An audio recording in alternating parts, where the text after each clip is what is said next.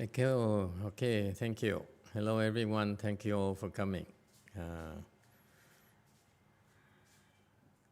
okay, it's so hot here. I sat for an hour and I realized there's no fan here. We tried to have a small fan here so that we can have a little bit of ventilation.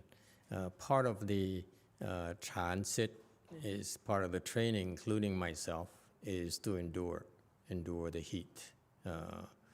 We actually are in the U.S. We are very blessed. We are spoiled in that our summers in California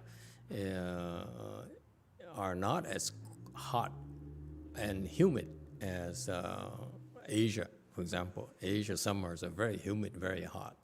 I couldn't bear it. I couldn't survive in such an environment.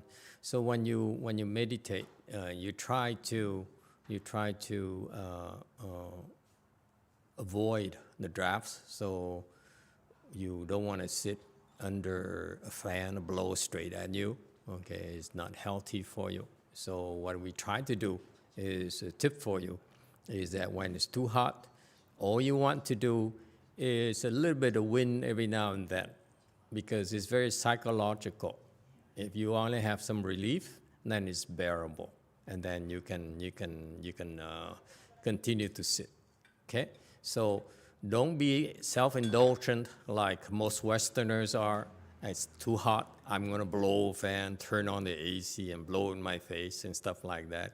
It's weakness. You can't handle the heat. You can't handle the cold. That's why part of this Chan training is learn to endure it and just get a little bit of relief. That's all. Okay. So here, when it's in this hot here, I only try to turn on a fan at a very, very low speed. So you can barely have a breeze every now and then. And that's good enough for you to practice in the heat. Okay?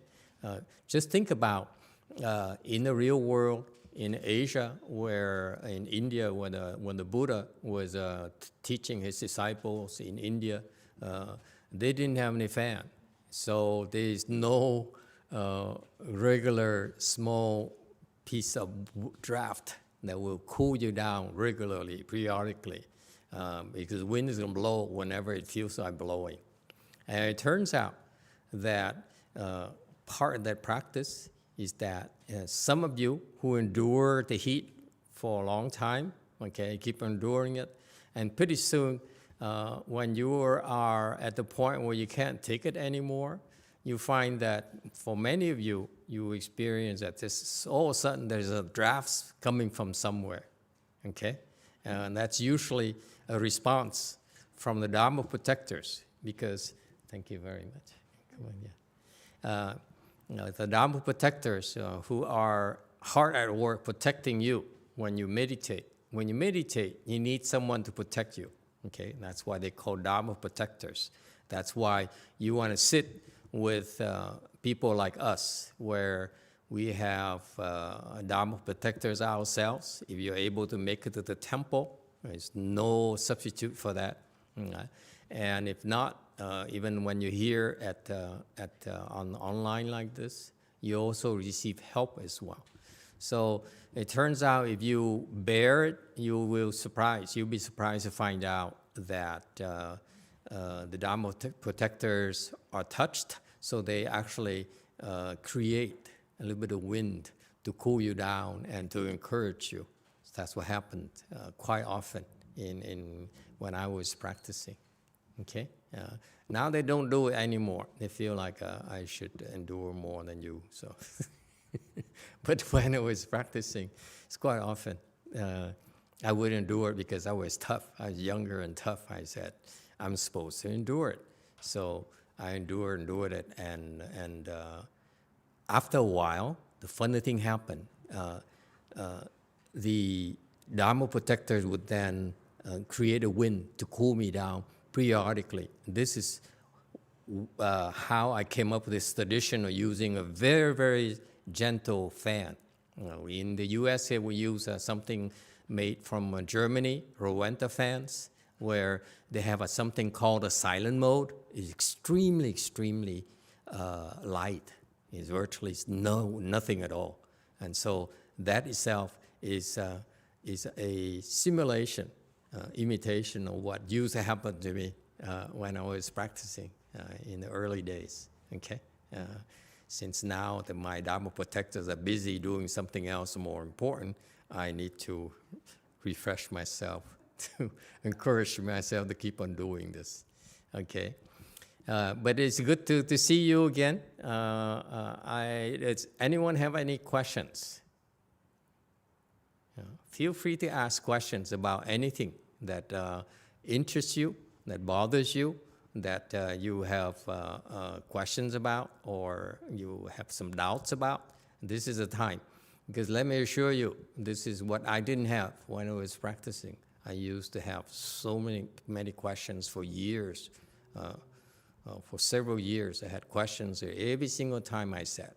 And then I would ask questions, and no one could give me an answer at all.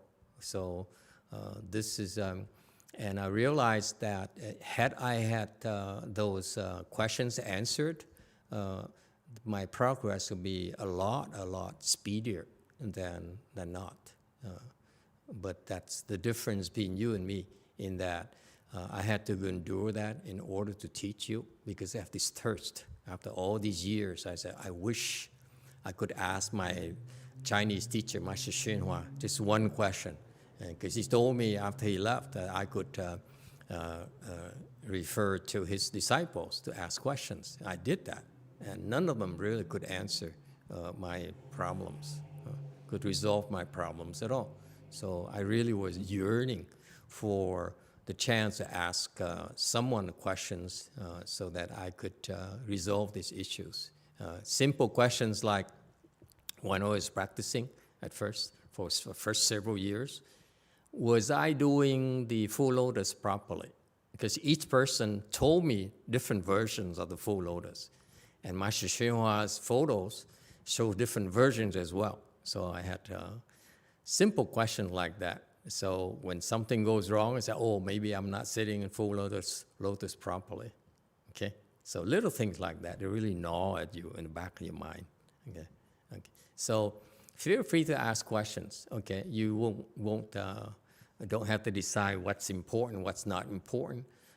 The objective is for you to resolve these doubts, because doubts is what's gonna disrupt you and disturb you, so that you won't be able to enter samadhi. Our objective, my objective, is to help you enter samadhi. That's it. That's why I'm doing this. Other teachers may have different agendas, but mine is to help you discover this thing that you're able to create for yourself, the ability to enter samadhi, okay? So that you can draw upon that. This is a very wonderful skill that all of my students, for example, today we have a nurse here. She says, when there's a need, when especially there's dire needs, and especially in particular, this is a tip for you, especially when you are threatened, okay? You will be able to enter samadhi very easily, okay? So that's a secret in Chan. That's why a lot of people, especially our students, our followers, they're able to enter samadhi at will. And when you enter samadhi, you are able to do extraordinary things, okay? Because this is need to. Okay? So this is a very wonderful skill you're developing for yourself that you can use the rest of your life. Okay? It's a wonderful, wonderful gift that the Chinese Chan masters give us. Okay? And personally, I really am so grateful that I wish to be able to share it with you. Okay? That's All right, so feel free to ask questions. Yes, over here we have blue. We have some transmission problems here. Huh? We better fix this problem, internet problem here. Amitabha, to Master, I would like to ask, is it important when we sit that we're not moving our body at all? Or sit longer and you can move your body? Okay, very good.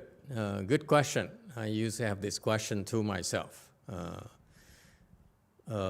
So question is, should you, when you sit, should you not move, or should you go for which one is more important, sitting longer or sitting without moving? Okay.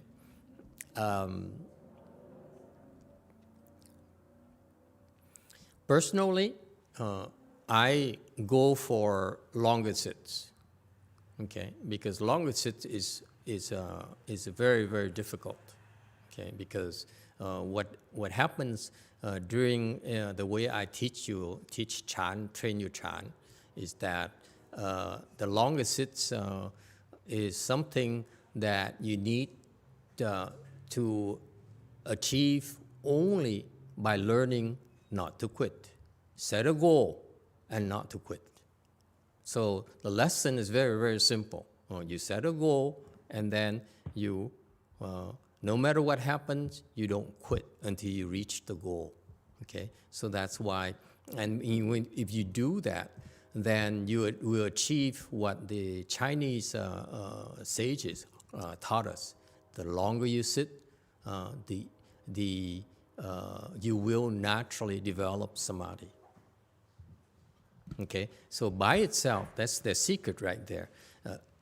By itself, unless you have this thing, you will not be able to sit long for a long time at all. Does anyone know what is this requirement for you to be able to sit for a long time?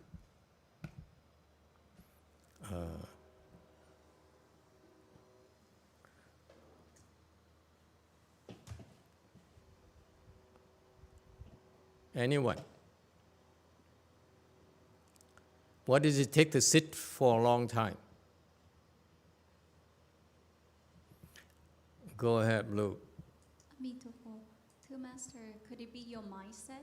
Your mindset, okay? Anyone else? Yes, Red. What does it take to sit long? It sounds very simple, to sit longer, but really it's not as simple as it sounds. What does it take to sit longer? Blessings? Blessings. Absolutely.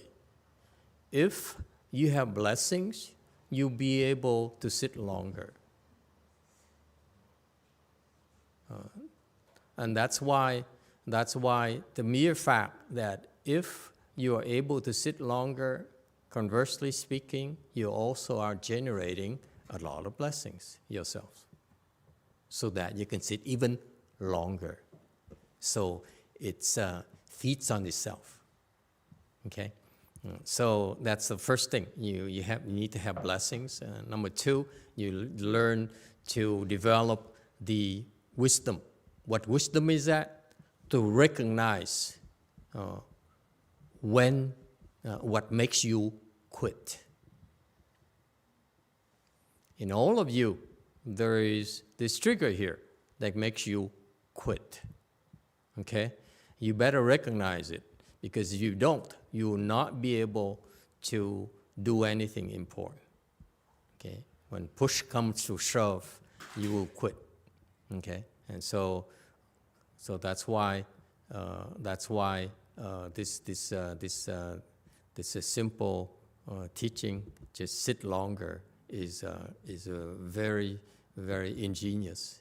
Okay, and after you sit longer, after you're able to sit longer, then it's easier for you to sit still. So it doesn't matter.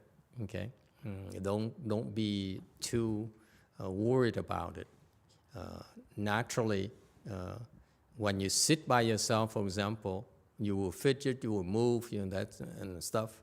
But when you sit with a lot of people who are watching you, it's much easier for you not to move when you realize that you're being watched. Okay, so I found myself that when I sat by myself, I move, I slouch and stuff like that. But when I'm with people, I sit like a bell, don't move at all. Okay, quite commonplace. Okay, so I would go for long sits first. In summary, I'll go for long sits first, and then I would try to not move. Okay, because if you are able to sit long, during that long sits, you are able to not move, you get a lot more out of it, after the long sits. All right? Any other questions? I lost my screen here. I cannot see anyone at all. I only have four screens, 6 screens here.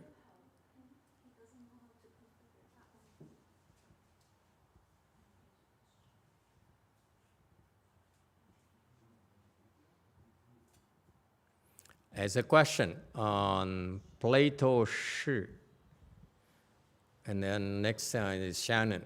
Okay, go ahead. Okay, 师傅你 Plato. 好，我的问题是，当我们打坐的时候，我会念佛或者是听咒，但是呢，做的稍微久一点，这个腿就痛了，就不能集中精力去念佛或听咒了。我问，这个时候我是要。因为这个心嘛，它是来回转动的，它有的时候会听咒，有的时候呢就跑到这个痛点上去了。我这个时候要集中精力，集中在痛点上，还是集中在念佛或者听咒上？这就是我的问题。好，谢谢。Okay, very good. Translation.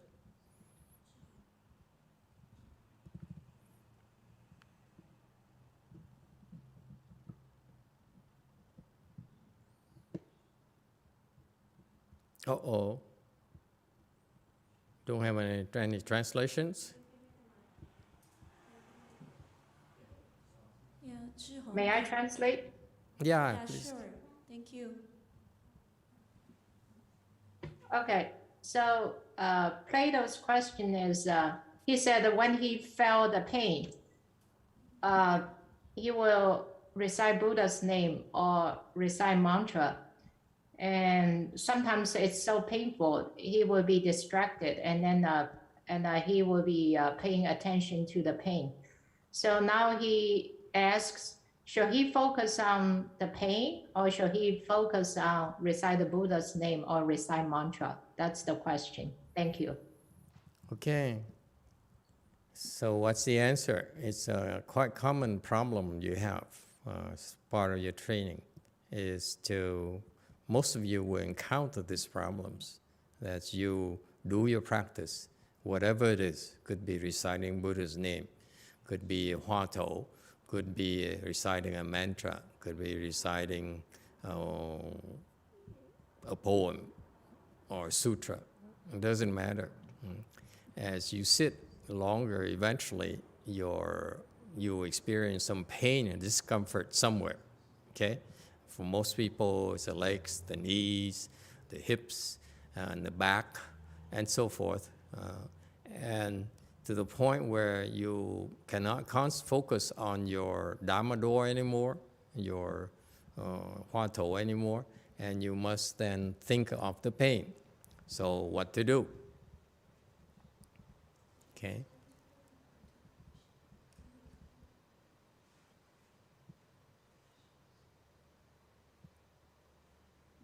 And follow the instructions. The instruction is what? Did I teach you to recite the Buddha's name? Did I insist on your reciting Buddha's name? Did I insist that you recite on the mantras? All I ask you to do at this stage is to endure it and not quit. To set a goal. Set a goal how long you're going to sit. And no matter what happens, no matter how painful it is, you sit until you reach the goal of how long you're going to sit. Okay? And that's the Chan training right there. Don't worry about reciting Buddha's name yet, because I assure you, the way you recite the Buddha's name, after you sit longer and you don't quit and you do whatever it takes to sit longer, whether you, doesn't matter right now. I'm a little bit unorthodox in that the Chinese like you to sit a certain way. The Japanese will beat you up if you move or if you don't follow instructions. I don't care. It doesn't matter. It's not what the training is about. The training is about, again, I repeat for you, set a goal how long you're going to sit. Okay? And then when the challenge comes, whatever the reasons are, you're too painful, you're too bored, you are too whatever, okay? You don't listen to yourself. That's the key. Because who quits? You decide to quit. So at this stage here of your training, you're only learning not to listen to yourself. Okay? So it doesn't matter what you do. You can pay attention to the pain. You can switch the TV on. You can talk to someone on the phone. It doesn't matter. But you don't listen to that thought of quitting. That's critical. That's it. And you sit there, and the pain will remind you that it's there, it's unbearable, and you say, it may be unbearable, I'm not going to quit until I reach my time goal. That's it. And eventually, you extend the time goal next time, okay, so that you sit longer and longer and longer, and you see miracles will happen, okay? If you don't do that, you never understand what you are capable of. If you listen to yourself and you say, "Oh, this is too much. This is so much I can do. This is no longer really meditation. I'm only crying. I'm only thinking about my pain. I can't really recite anymore. I can't follow my breathing anymore." All those reasons, it doesn't matter. Okay? You listen to yourself and quit, then you never understand. You won't improve. Part of this training here, of the Chan training, is for you to learn at first not to quit, so that you can sit longer. That's it. The goal is sit longer. Okay? Whatever it takes to sit longer, just sit longer. I have this weakness, okay?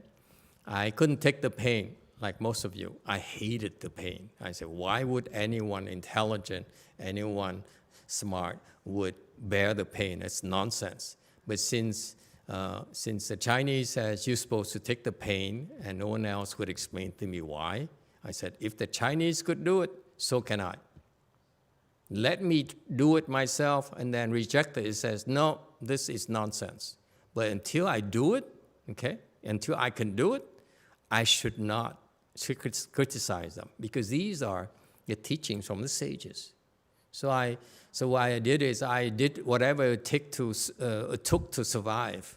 I would call on someone and talk on the phone. He said, I need to talk to you because I'm in such pain. I need someone to distract me from my pain, okay? Which on the TV, whatever it takes. And sometimes none of them works anymore. I would take one grape. I love grapes, okay? I take one piece of grape, okay, and put it in my mouth, and then squeeze it very, very slowly so it lasts. So I only gave myself one grape per wave of pain. So I would squeeze it gently and suck the juice, and so gently and gently, okay? And that's how I distracted myself to sit longer, okay? And then I say, gee, I can do this. Now, let's wait for the next wave so that I can have the next piece of grape. You see, whatever it takes, it doesn't matter. Okay, but the one thing I learned is that the first thing in Chan is don't be impressed by people who say I can meditate and I sit in full lotus and so forth.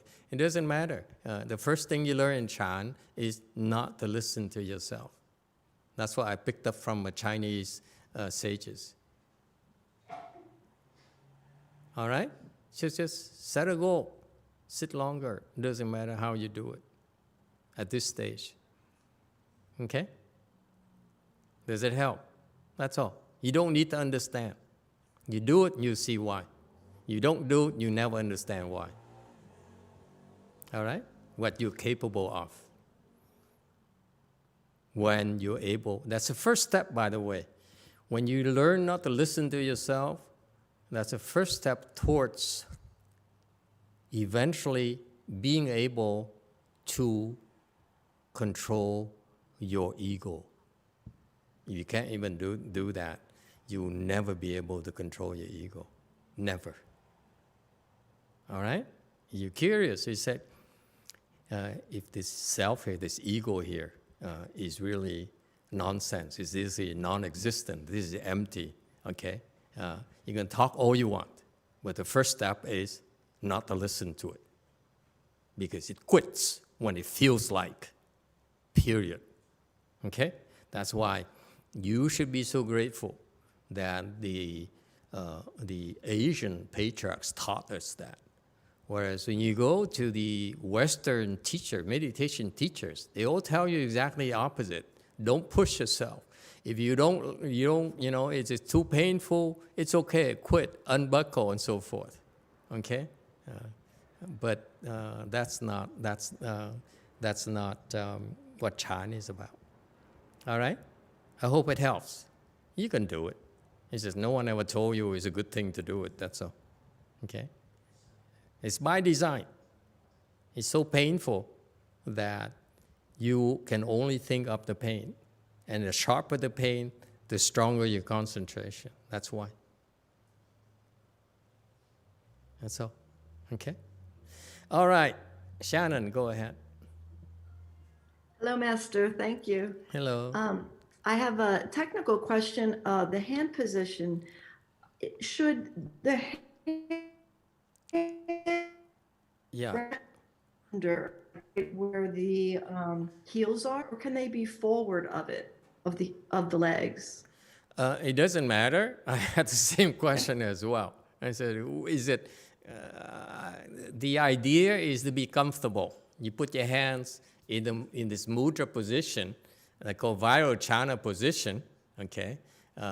The thumbs are touching each other, okay? That's a very good thing, because eventually when you become more, your mind is more still, you see that there's a chi, there's an energy that runs between, the thumbs.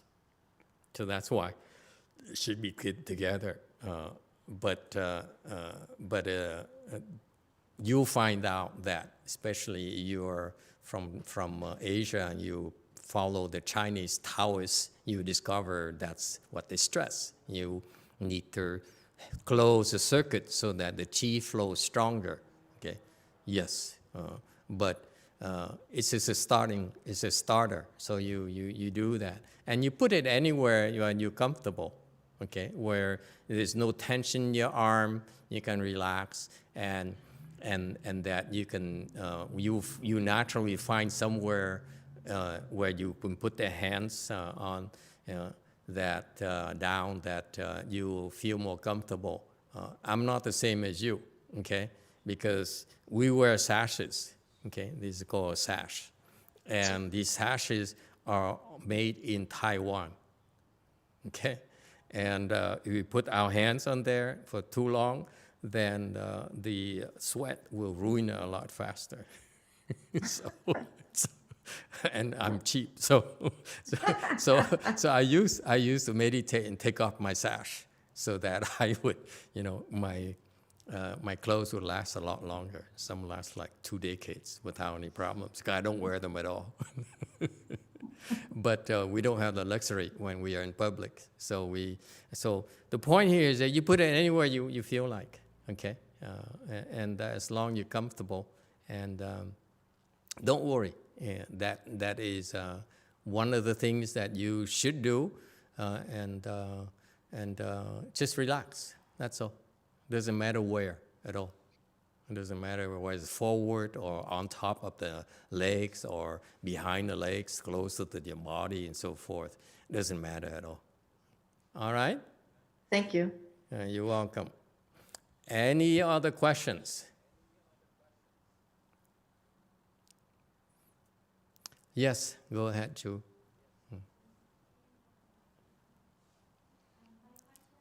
Microphone. What happened to the microphones? Just two? I thought we had more microphones than that. Anita Master. Hello. When you meditate, the first thing we do, we focus on our dantian. Yes. Does that eventually, like, you forgot that you focus on your dantian? Like, I'm not sure how you explain it. Is that normal? That somehow you, like, did you really not focus on your dantian at all? Okay. You mean like after a while you lose track of the dantian? I'm not sure if I lose track of it, but it's so like now you on your mind or. Okay. All right. Okay. The question is, I repeat the question because I'm not sure that all of you could hear it. Okay. The question is, when you meditate, we teach you to focus on the navel, okay, dantian. That's what the Taoists call it, the core right there. The Taoists know the dantian as your navel, and you go, let me see, I forgot. I'm terrible. I'm getting older and I don't remember the exact details anymore. So basically, it's about a few fingers, 2 or 3 fingers below your navel and about 2 fingers in. That's what a dantian is supposed to be, according to Taoists. Okay? Many of you are from China, from Asia. Many of you are probably exposed to the Taoist approach of meditation. Very powerful, very useful. Okay, that's what they focus, tell you to focus on the dantian right there. That's why they do the Lian Dan, where they actually work on that. But it's an expedient only. We also, for the Buddhist, dantian is your navel. Okay, never mind about it. It's a general area. So at first, we teach you the dantian, and then eventually you see that it moves. It morphs, it changes, it constantly changes as your skills improve. It's not the way that the Taoists practice at all. So we use the same word because it's dantian, because that general area is where your qi hai, that's where your qi is stored and it's packed. As you meditate, the more you are able to concentrate, the more qi are packed right there. So that is could be likened to your battery for your body. So when you meditate, you charge up the battery. When you're in pain, when you're struggling with your pain, with your discomfort, actually it's packing more energy is packed into that battery right there. So that's why it's very desirable for you to endure the pain, to endure the discomfort, because after that, your head will clear up. So this person, for example, Plato asked earlier, he said, what if I can't concentrate anymore on my recitation, on my mantra and so forth? I say, it's only temporary, okay? Eventually, by bearing the pain right there, it will pack more qi and will increase the concentration, and therefore the pain will go away eventually, and his concentration will naturally improve. and much easier for him to enter samadhi and develop higher and higher level of samadhis. Okay, so the dandian there is basically for us is an expedient. Okay, don't be attached to it. What we tell you to do is at first focus on your dandian, and eventually you will find out. I tell you first right now, when you find out as you improve, it will change. It will change in form. It will change in feel. It will change in location. It will disappear even. For me personally, I never could find a dandian at first for years. So for years I sat there, my dandian, made me think about my dandian, but I couldn't feel anything for years and years. And later, that's when I persevered because I just follow instructions. And so I persevered. Eventually, I discovered that it doesn't matter. The real reason behind it is you think, you focus on the dandian so that you don't indulge in thinking upstairs in your head. So you keep on thinking your dandian, okay? So that you pull chi away from the head, so it goes down to your dandian. That's why, so that it will help reduce your false thinking, reduce your thinking. False thinking, as the Chinese put it, is basically thinking, your thoughts. So if you focus on your lower and your midsection, and then you tend to think less than you were not to focus on the midsection. Okay, so it's only an expedient. Don't worry about it.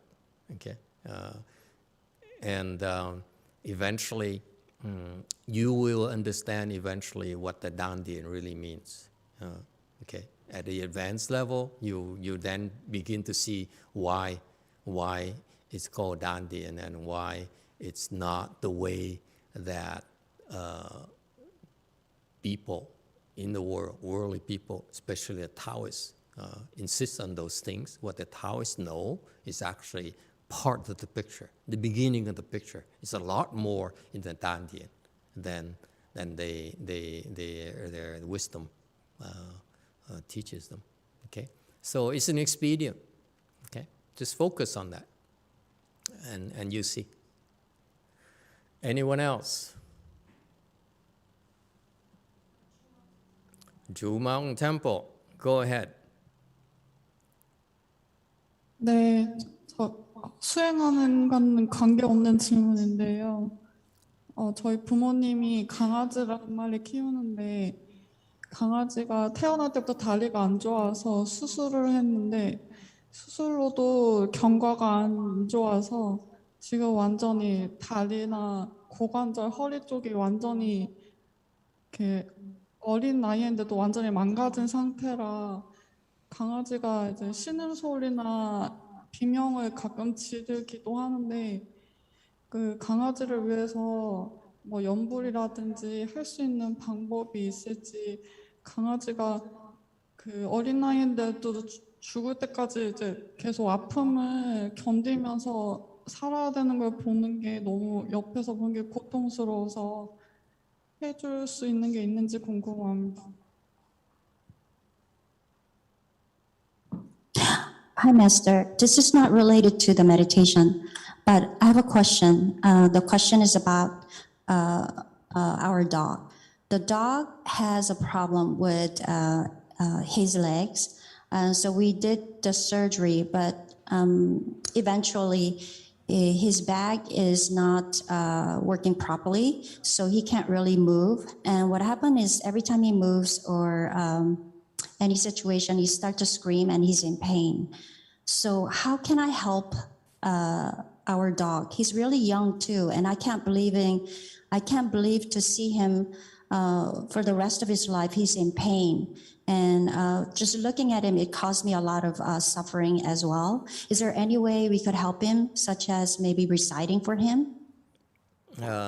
Yes, you can help. But however, I don't recommend it because what is called, this is part of your learning as well, is as you practice meditation, if you follow our rigorous training schedule, you progress very quickly, okay?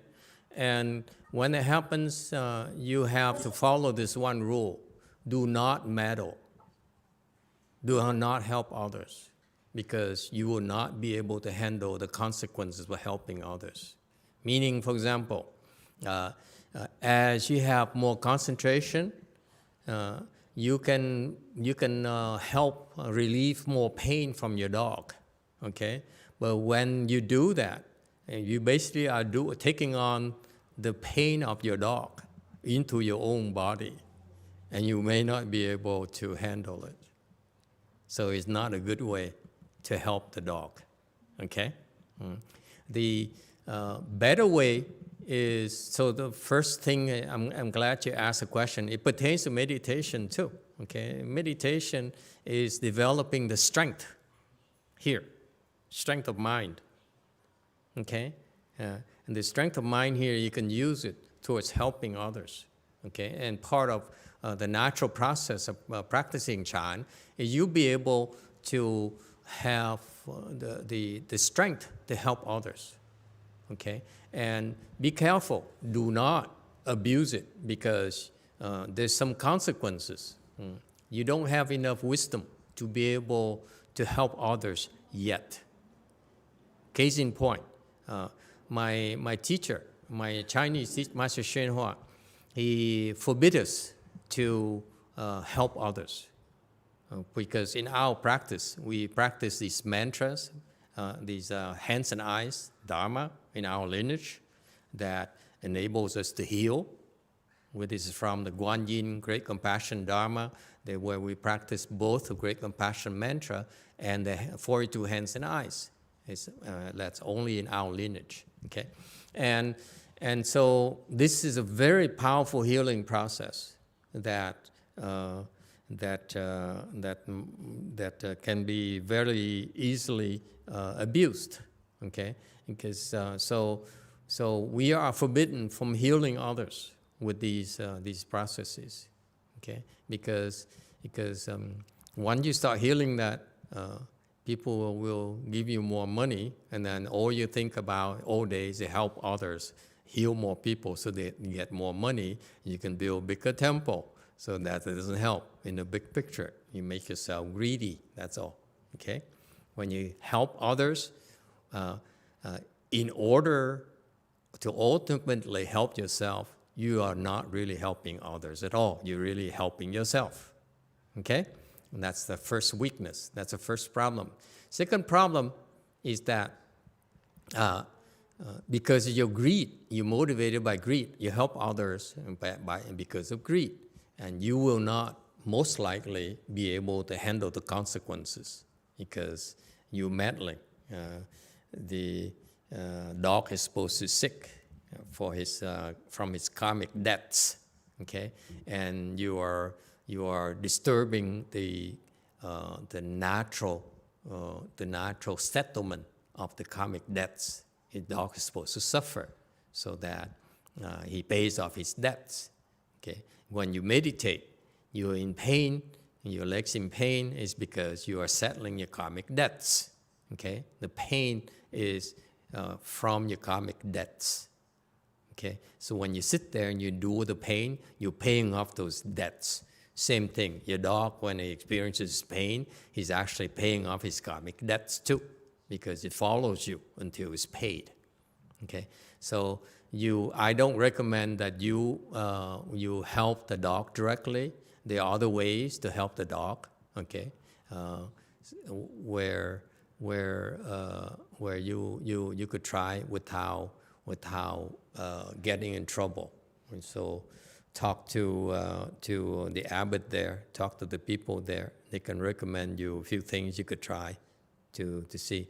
But at this stage here, I don't recommend any of you to try to meddle, to intervene and relieve others' pain and suffering, because you are, in doing that, you are shouldering the burden and you won't be able to handle it. And therefore, you're not ready yet for that. Okay? All right. So, yes, you can do, you can, there's some things you can do, hopefully, okay? But don't do silly things like meddling, because that will get you in trouble. And this is a common thing when you, especially you who follow Tibetans and practice mantras and so forth, you can develop some skills to begin to meddle. And I strongly urge you, it doesn't matter what mantras you practice, from Tibetans, from us, or from the Chinese, from the Vietnamese, don't meddle, because you will not be able to handle the consequences. Okay? Okay. Even in our temple, my own disciples, I allow them to meddle up to the point where they can handle it. Beyond that, okay, it's off limits. They're not allowed to meddle. Okay. All right. So yes,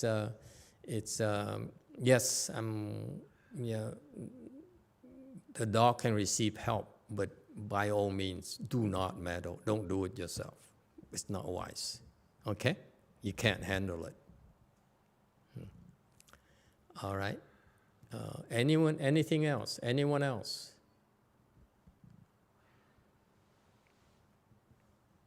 Okay. No questions? Go ahead, Daniel. Red.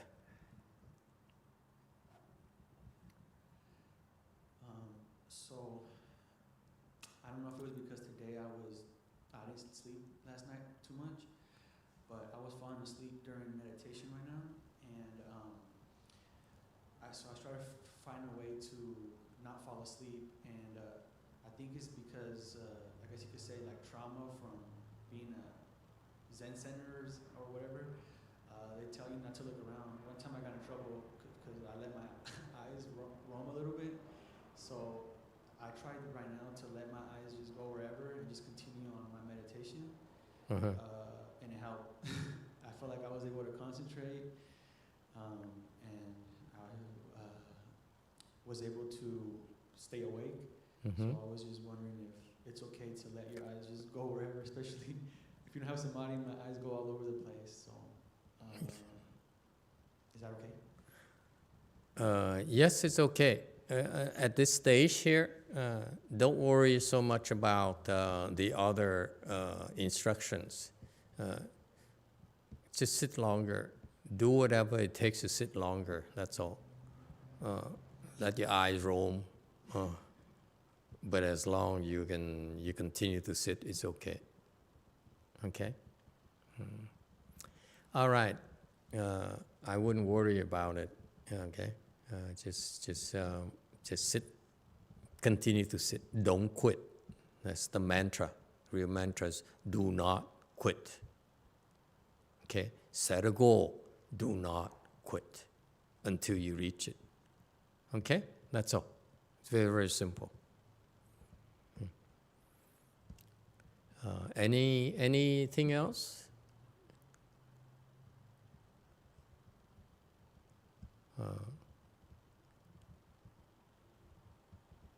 It's the way I teach meditation is different from a lot of teachers, especially in my classes.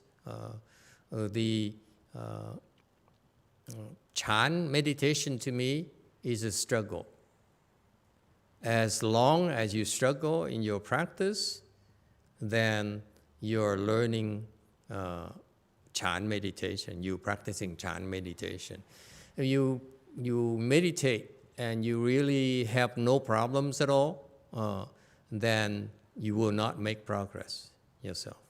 In order for you to make progress to me is one thing, okay? Ultimately, progress is for you to increase your samadhi level, okay? That's it. And you can talk all you want. You can say, I can recite mantras and so forth. I can help 10,000 people and so forth. But it's not the main purpose of my teaching you Chan. It's just for you to keep on improving and improving and improving. You can do it. Don't sell yourself short. Don't say that this is as far as I can go, this is my limit. That's nonsense. That's yourself, that's your ego that's speaking, who wants you to quit. So you keep improving, improving, improving, improving. And that's part of the fun, by the way. Okay? Chan is a lot more fun when you continue to make progress. You continue to improve, increase your samadhi power. And believe me, you keep that one mind only. Don't quit. And no matter how hard it is, you don't quit, okay? And you follow instructions. This is what the Chinese have that most of us don't have, okay? And that is the Chinese Chan is one thing, okay? Chinese Chan is to follow your good knowing advisors' instructions. That's it. So whatever he tells you to do, she tells you to do, you follow the instruction. That's it. No rhyme or reason, just follow instructions, okay? And contrast that with the Vietnamese or the Cambodians or the Thai and so forth, okay? The Chinese, that instruction right there is that follow the good knowing advisors, meaning that whatever you're told to do, just do it. That's all. You don't need to understand, okay? Because you can't. It's so wise. It is so profound. It is so ingenious that you won't be able to understand. So don't even bother. You should be so grateful that good knowing advisors deem that you're worthy to receive instructions, to give you instructions. That's it. Okay? And that's why through that simple process of following the good knowing advisors' instructions, they produce so many wonderful sages in China. Okay? Compared to other countries, okay, the Chinese produce the highest number of sages in Buddhism. Okay, so that by following a simple rule, find a good knowing advisor and follow the instructions. That's it. Okay, so for us in this 21st century and later, and for us to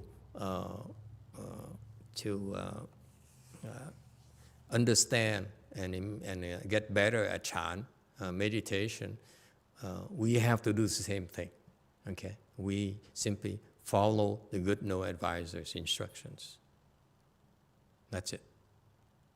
Okay, so right now, I'm not a good knowing advisor because I don't have any real wisdom, but what I gave you is the Chinese instructions. Master Hsuan is the best Chan teacher I know of. I have a chance, the honor to meet with in person, okay, and who taught me a few times. That's it.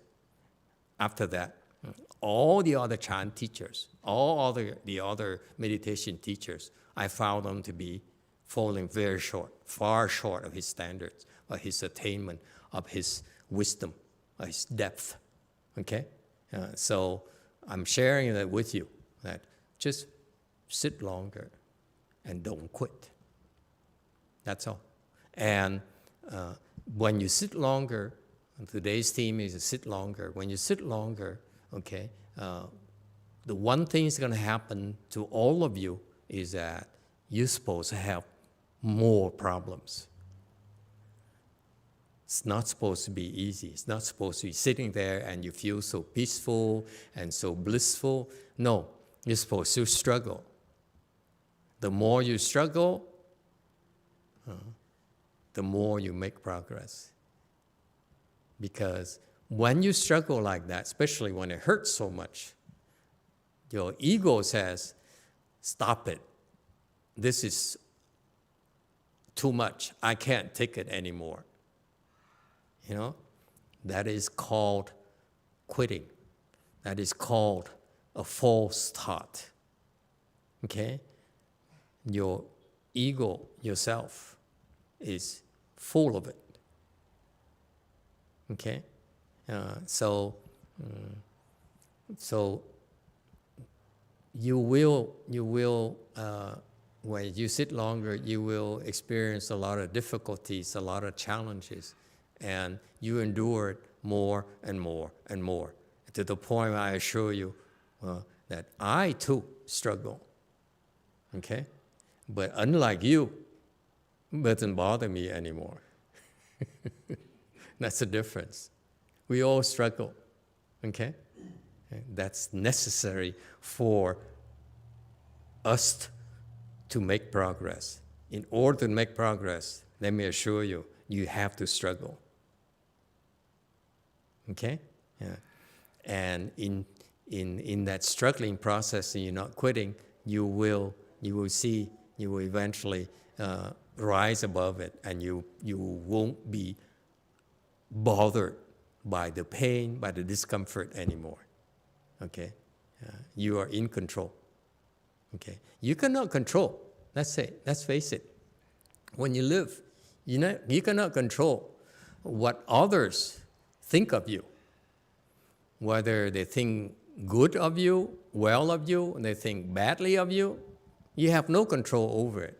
And they may think highly of you one moment, the next moment they think you're the worst person in the whole world. Okay? So you have zero control over that.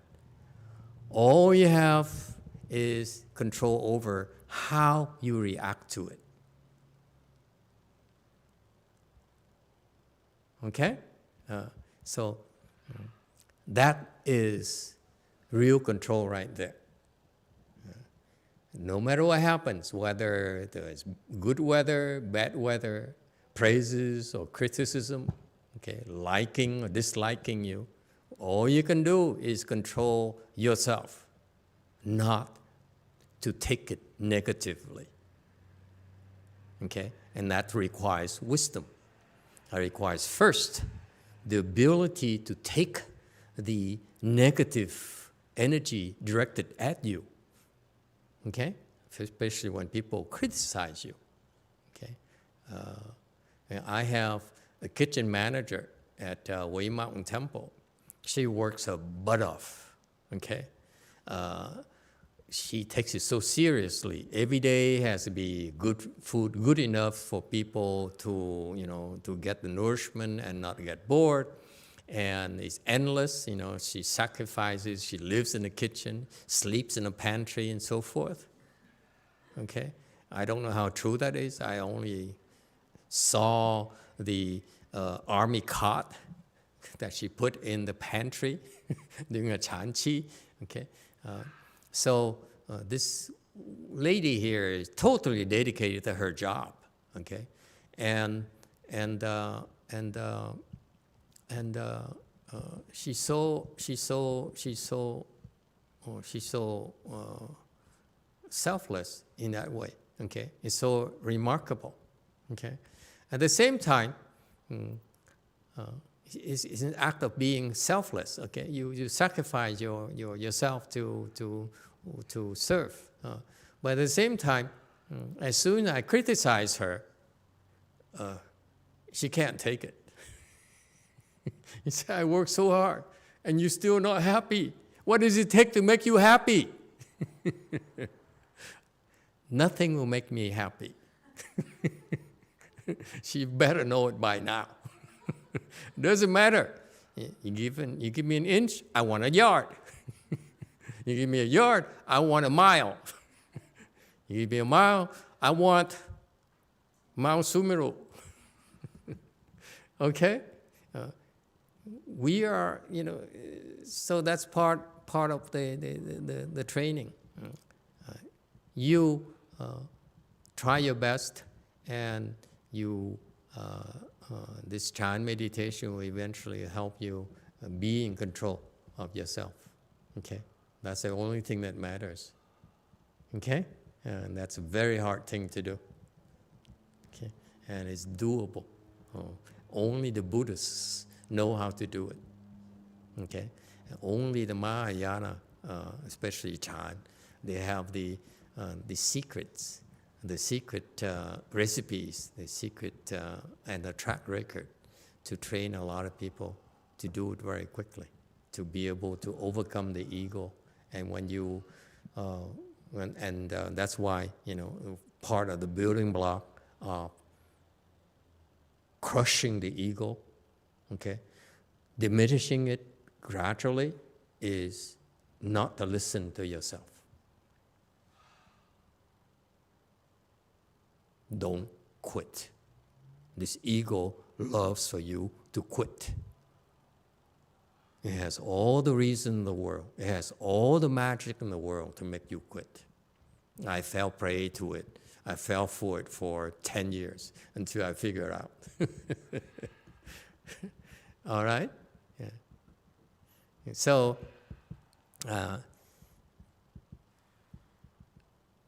after all the struggle that you will endure, you go through this process. It's not easy. If you go through this, then you will be, I guarantee you'll be so pleased with yourself, so much happier. Okay, it's well worth it. That's what all my students who tough it out all these years, they all invariably told me. Whereas also at the same time, there's some who dropped out also say exactly the opposite. It's not worth it, so they quit. Couldn't take the difficulties. You couldn't take the challenges. Okay. Yeah. All right. So struggle is a good thing. Difficulties is a good thing. That's Chan right there. Okay. And if you struggle through this, you will, unlike the worldly pleasures where they will peak out. Okay. You take drugs. Anyone? It will get to reach a certain point and you will not enjoy it anymore. Okay? The Chan bliss is infinite. It gets better and better and better and better. I assure you. It's fascinating. It's the only thing infinite I know of because it gets better. It still gets better.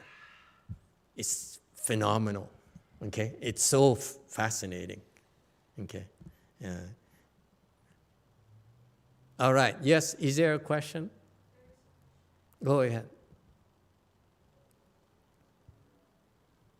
Gosha online asks, is transferring merits and virtues to your family members, wishing them healthy and no illnesses or disasters, wish them safe, is that considered meddling, or is that a reasonable way of transferring, a proper way of doing transferences? It's reasonable. You're meddling a little bit, but that's reasonable. Okay. That form of, it's a form of meddling, but also in the spirit of giving. Whatever we do that is meritorious, that is good for ourselves, the spirit is that we don't keep it for ourselves, give it all away. Okay? So it's better for Gosha to do it this way. You do the transference that we have, that the verses of transference, which transfer the merit and virtue to all living beings in order for them to become enlightened, reach a pure land, and so forth. That's really the ultimate goodness. Okay? So you give it all to everyone, your merit and virtue to everyone, all the living beings, to help them.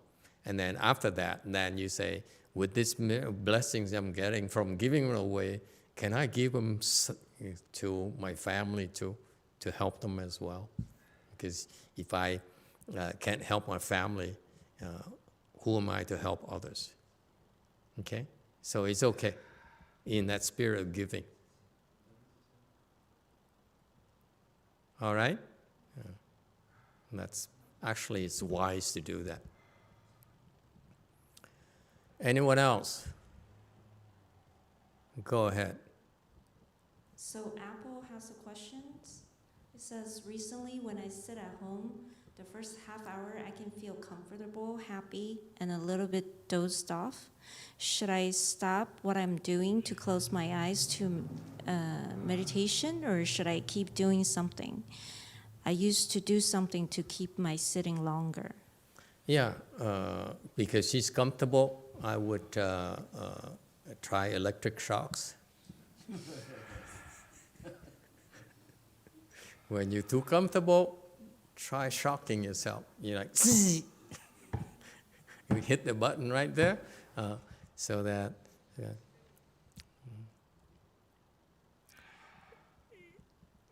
Of course, part of meditation is that after the struggle, the more you struggle, the more unbearable it is, and you don't quit, and you reach your goal, there's a prize that will naturally come. Okay? Your natural prize in a sense that it clears your head in a way that your head cannot be cleared. Immediately you see that, yes, the body is in pain, is not comfortable, but the head is so clear and you feel so relaxed, unlike you ever could before. But you know, if you don't have enough blessings, you will feel like, oh, this is not worth it. All I see is pain. And you focus on the pain instead of being able to see that after the pain right there, that you pay, you unbuckle and the pain goes away, actually there is a reward where the head clears up in a way that you cannot do. And that's what fascinated me about Chan meditation, by the way. That's why I discovered. For my entire life, I never could find peace, could never relax, always worried, because I'm bipolar, okay? And if not, this is something else that bothers me. So I'm always have worries and have a lot of worries. And after enduring those long sits, all of a sudden there's this peace and there is this quiet in the mind that I could not find anywhere. Okay, that's fascinating, and that's part of the reward, and that's what got me, and I could not find anything else that brings that kind of peace of mind, that kind of carefree, that freedom from worries, from external things, from other people. Okay? So it's a test. Now that I see some of you are going through this, yes, it's supposed to hurt. It's supposed to be difficult. But don't do the impossible. Okay? The way we teach you, because I know most of you are weak. Okay? Do it incrementally. Don't be crazy. Okay? I want you, this part of the training here is sit longer by 2 minutes. Okay? Every single time, that's all. Don't go until you pass out. That would be crazy. Okay? To sit, you watch yourself, you time yourself. That's all. You set a goal to sit longer every single time.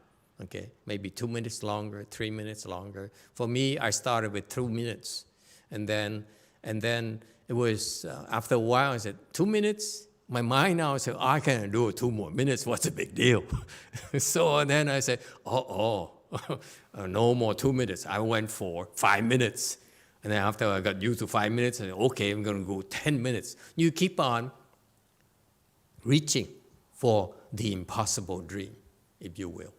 Okay? You keep on challenging yourself. Don't settle for the expected. And eventually you break through. And that clarity of mind, that peace of mind, that exhilaration, okay, from after the discomfort is convinced me is well worth it. Okay, I hope you discover that. It's not as hard as it sounds. It's very manageable. Go incremental. Don't go crazy. Okay, you always keep track. Okay, until you understand. All right. Anyone can do it. Trust me. It's no magic to it. It's just you all are able to do this. Okay. All right. It's just that you just that's why it sometimes helps to be among with others and ask questions and see that how we all have to struggle. Okay. Again, let me stress to you. Eventually, you will struggle, but it will no longer bother you.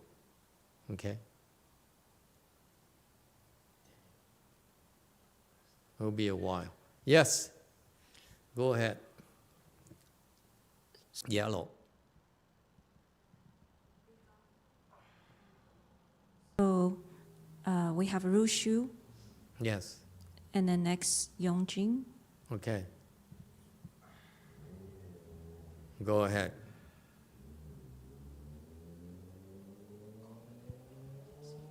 Rushu.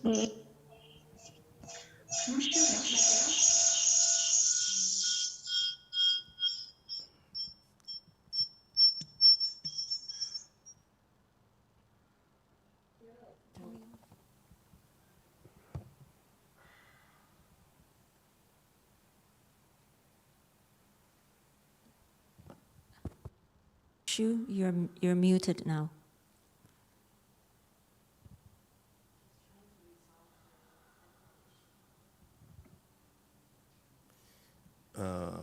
Kong still has a problem with the internet thing. Maybe you should have a dual thing. They should write it down while waiting so that we at least have two means of relaying the questions to us.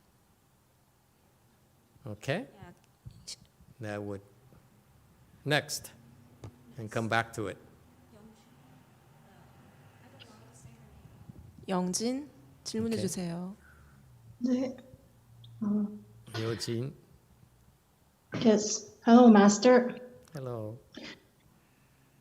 My How's your capability. Sorry. how is it going?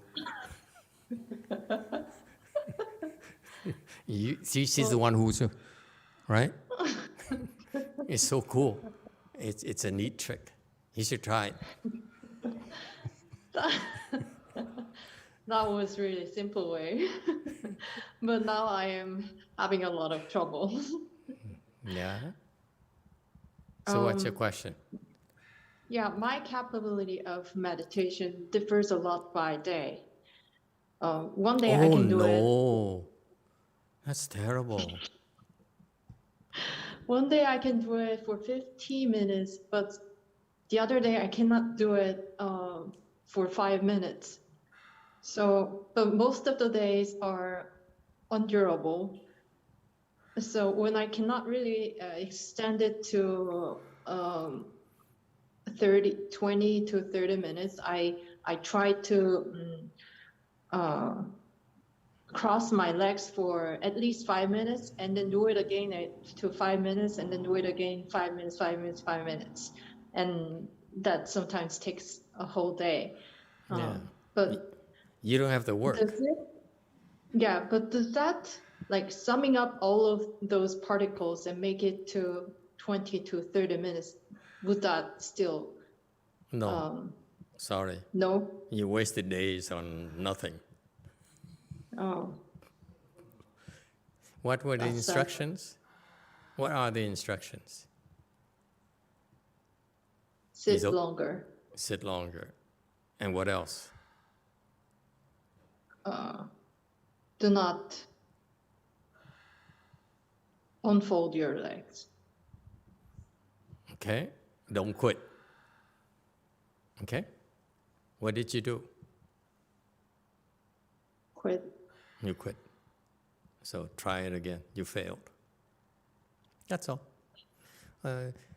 There's some good days and some bad days. And part of the training is that doesn't matter how bad some days are, you don't quit. The good days don't count. It's when you don't quit that it matters. And that's why you look forward to those bad days where you can't sit for more than 5 minutes and say, oh, this is so great. I'm not going to quit. Okay? Thank you, Lord. Okay? That's what this is about. It's not about if I can do 50 minutes. Oh, I'm so cool, I can do 50 minutes. No, you brag to me when I say, I cannot sit for 5 minutes, but you know what? I did not quit until 6 minutes. And then I decided 6 minutes, but wait a minute. The last time was 50 minutes. How can I quit at 6 minutes? What kind of person am I? I'm going to sit for 7. You see, you do whatever it takes to sit until you reach your goal. See, that's how you solve problem. That's a problem you want to solve. You don't want to solve a problem by cheating and say, oh, I need to sit longer, so can I, sit like multiple sits, smaller sits? It doesn't work. It's not the same. You just don't quit. You decide to quit, 20 times or 50 times instead of one time. It's not the same. Okay?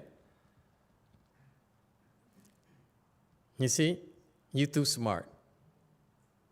That's a problem. Okay? You're too smart for your own good. That's a problem with people in the world. And you don't control that, you're going to be in trouble. Because you will find ways to cheat and take shortcuts when you're not supposed to. Okay?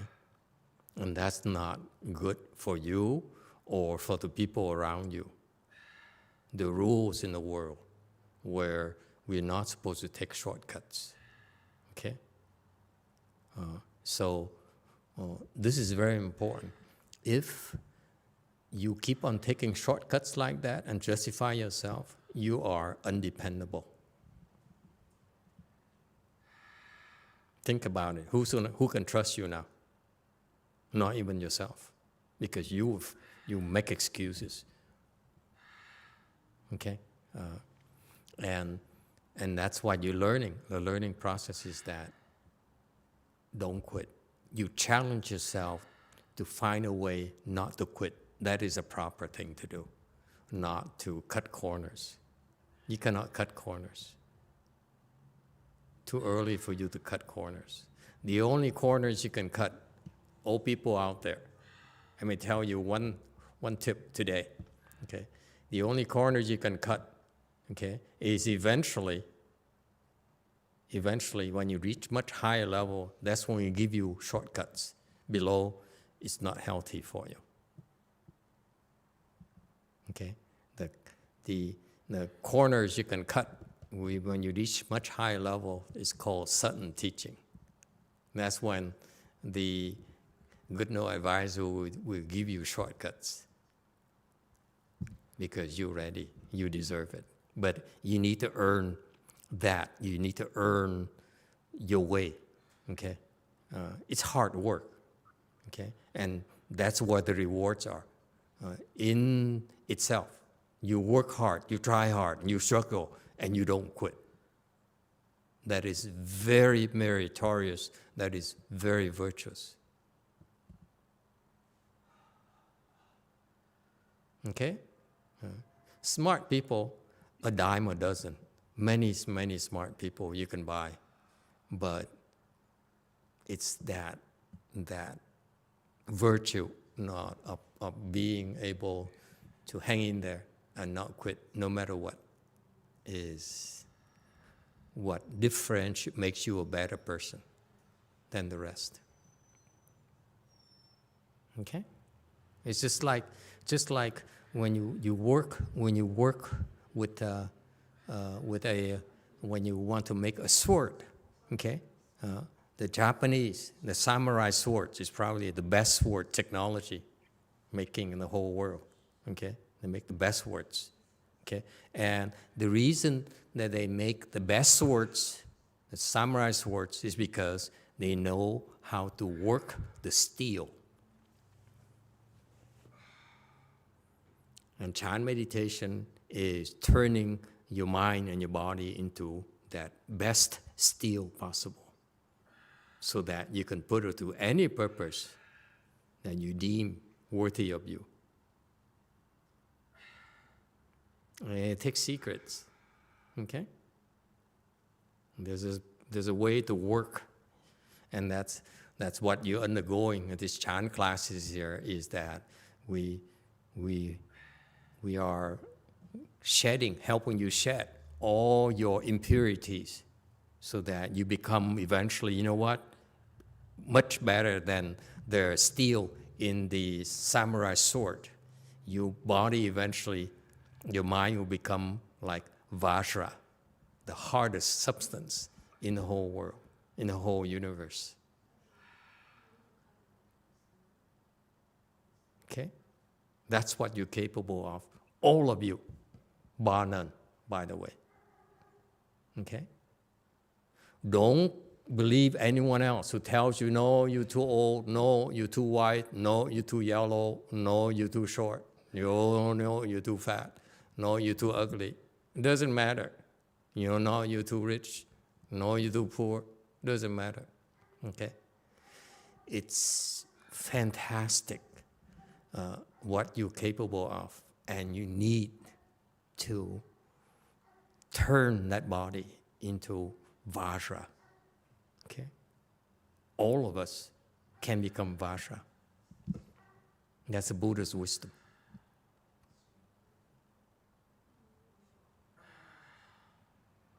Okay? All right. Yes, Black. Amitabha Master, I have a question, because when my children sit at home and their leg is getting pain and they say, Mom, this is so not normal. And Yes. I say, yes, it's not normal, but stick to it and you're going to see something. Only you can feel it. Okay. So, Very good. And what is the question? What is the problem? so my question is, what is the best way to answer and help so that to teach them so that they can sit longer? How long can they sit? Depend. If my son play game, then he can sit up to 3 hours. 3 hours, okay. And But what's no game, then he probably 1 hour. okay? Okay, I don't know about you, and please don't quote me on this. I like electric shocks. I'm kidding. Okay. No, children. If you're here's what happens. Children, you have to bribe them. You need to train them like you train dolphins. You know how they train dolphins? They make them do tricks, then give them a sardine. Okay? And then you see that the trainer do that. You know, here's some candy, some sardine, and so forth. That's how children are. Okay. At first, you have to train them. You have to entice them by giving them rewards. Okay. And another thing you might want to try is some rivalry. It not only works for children, but also works for adults as well. Okay, especially monks. They always try to outdo each other. So So you need to have some kind of reward system for them, okay? But also, in your particular case, some of them probably won't tell you, but some of them will enjoy the peace of mind and the clarity of mind that they experience after long sits. Okay? And if they can experience that, then they're hooked for life, because they will not be able to find anything else that works as well as enduring the leg pains there. Okay? That's the number one. For example, for Master Xianren, which I see here on the screen here, her son could not sit in full lotus. So what she did when Jared was younger is to tie his legs up, and didn't matter if he cried or whatever. Do not call Child Protective Services in the U.S. You get in trouble with them. Okay, but for kids, it's easy to do that. And after that, I hope that she bribed him or rewarded him accordingly. Okay, so you train them. Okay, and after a while, in our temple, we have a lot of kids who are able to sit in full lotus. So the rivalry and the competitiveness, it helps them a lot. So your family has a lot of children. You may like praise some of them. Say you sit, oh, see, you look at, this person sits so long and so nice and so forth. It's such a special. Trust me, there's a magic, by the way, for all of you, not just children. The longer you sit, the more magical, the more good things you get for yourself, guaranteed. Okay? You discover it yourself. Okay? Just sit longer and longer and longer, you see. Okay? For yourself. Okay? And again, you sit longer because you're able to not quit. Okay? So that's part of the training. So become more tolerant, become more patient, and you are stronger mentally. Okay, the adversity, the hardships don't bother you as much. And if you are depressed, if you have some mental challenges, your head will be clear. Okay, so you get some relief in that process. Yeah. But one of my students, he's severely depressed, and now he sits 6 hours a day. And he's a teenager. Okay, and he feels good. That's why he's doing it. He goes to school and then and does his homework, and then whatever it takes, he would sit 6 hours a day. It's very unusual, and so he develops skills. He's able to utilize it to bring him peace of mind and bring him relief from his torments. So he's very special. So I assure you, in general, these kids are learning a very, very useful skill. What you might want to do, because you are not trained to teach, what we might need to do is set up a meditation class for the children, so that we bring to the point where it might take a little bit of time, years even, if it takes. It might get to that point. But we are much better positioned than you, much more experienced than you in how to train them and how to encourage them. Okay, it's fantastic that you're able to do that, and you can somehow manage to convince them to come on Saturday morning or something like that, or one of these, when we're here, we can do a session for the kids, okay, and coach them, okay. Until then, you just ride them, okay. The advantage of the kids being able to sit in full lotus is that they're healthier, they are protected against the COVID-19, okay. You sit for an hour or two, most children will not be bothered by the COVID-19, okay. It will heat up their body, and they discover, huh? Time is up? Oh, yeah, that's right. We have an 8 o'clock class coming up. Okay, sorry. I need to cut it short. Okay, thank you, everyone. I will see you next time. Okay, hang in there. Okay, thank you.